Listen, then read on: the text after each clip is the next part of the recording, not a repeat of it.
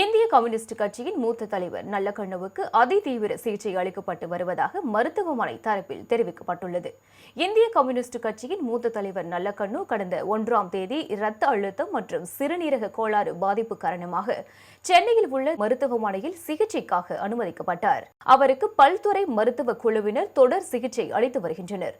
கடந்த 2 நாட்களாக அவரின் உடல்நிலையில் பின்னடைவு ஏற்பட்ட நிலையில் அவரது உடல்நிலையை பல்வேறு சிகிச்சைகள் மூலம் சீராக்க தீவிர முயற்சிகள் மேற்கொள்ளப்பட்டு வருகிறது. இதுகுறித்து மருத்துவமனை தரப்பு வெளியிட்டுள்ள செய்திக்குறிப்பில், கடந்த 23ஆம் தேதி நல்லக்கண்ணுவின் உடல்நிலையில் ஒரு மிகப்பெரிய பின்னடைவு ஏற்பட்டதாக குறிப்பிட்டுள்ளது. அவருக்கு அளிக்கப்பட்டு வந்த செயற்கை சுவாச கருவி சிகிச்சை மற்றும் மருந்துகள் பல்வேறு மருத்துவ நிபுணர்களின் பரிந்துரைப்படி அதிகரிக்கப்பட்டுள்ளதாக தெரிவித்துள்ள மருத்துவமனை தரப்பு, தற்போது அவரது உடல்நிலையை பல்வேறு சிகிச்சைகள் மூலம் சீராக்க தீவிர முயற்சிகள் மேற்கொள்ளப்பட்டு வருவதாக கூறியுள்ளது.